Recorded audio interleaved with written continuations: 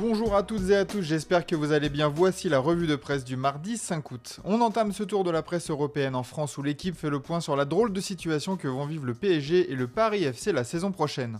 Entente cordiale, pouvons-nous lire en une de l'équipe ce matin. Les deux stades sont en effet séparés par une seule petite rue et l'émergence de l'autre club de Paris intrigue à l'orée de cette nouvelle saison de Ligue 1. L'ère de la cohabitation, ajoute le quotidien français, il va falloir se faire une place dans la capitale pour le club détenu par la famille Arnaud, un promu d'élite qui peut compter sur des investissements importants pour un club venu de Ligue 2, mais réfléchi comme pourrait l'être celui menant à Haïdara. Le gros coup du PFC, termine l'équipe ce matin. D'ailleurs, selon nos informations, le milieu international malien est d'accord contractuellement avec le PFC, il ne reste qu'à s'entendre avec Leipzig pour le joueur valorisé entre 20 et 25 millions d'euros. À l'OM, on aborde la saison à venir avec ambition, mais aussi des doutes, notamment dans le secteur défensif qui a subi pas mal de changements cet été. Pas encore d'attaque, cette défense, pouvons-nous lire dans l'équipe ce matin. Roberto De Zerbi doit trouver la bonne formule pour stabiliser son arrière-garde, vrai point faible de l'équipe la saison dernière. Dans la Provence, on revient aussi sur la présentation d'Igor Pekchanho sur la Canebière et notamment la comparaison faite par le joueur avec une légende du club. Pekchanho, le nouveau Ribéry, demande le quotidien français. L'ailier s'est comparé à l'ancien international français et a aussi affirmé vouloir prouver que l'investissement fait sur lui, recrue la plus chère de l'histoire du club, n'est pas réalisé en vain.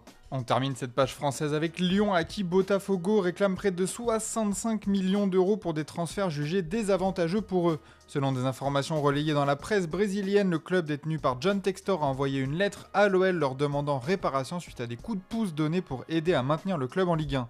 Par exemple, les transferts de Luis Enrique, Igor Jesus ou Jair Cunha à des conditions favorables pour dégager de la trésorerie, ainsi que la non-facturation du prêt de Thiago Almada pour un montant total de 64,6 millions d'euros.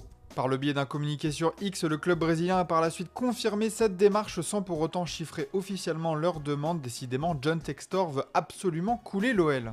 On se tourne maintenant vers l'Angleterre avec le cri de colère des fans des Magpies et plus précisément d'Alan Shearer concernant Alexander Isak. Dégagez-le, peut-on lire sur la une du Mirror Sport, ça a le mérite d'être clair. Comme nous vous en parlions dans le JT d'hier soir, la situation se tend de plus en plus entre le joueur et le club ainsi que ses fans à quelques jours de la reprise de la Première Ligue. Hier, c'était le retour de Liverpool à Anfield pour continuer sa pré-saison, un retour évidemment marqué par l'hommage rendu à Diogo Jota, décédé dans un accident de voiture plus tôt cet été. Le COP est plein d'amour pour Jota, titre le Daily Star, tandis que le Mirror Sport se contente d'un sobre "c'est pour toi, Diogo". En tout cas, les Reds ont fait le travail pour honorer sa mémoire avec 2 victoires contre l'Athletic Bilbao, une convaincante 4-1, puis une deuxième 3-2 plus tard dans la journée.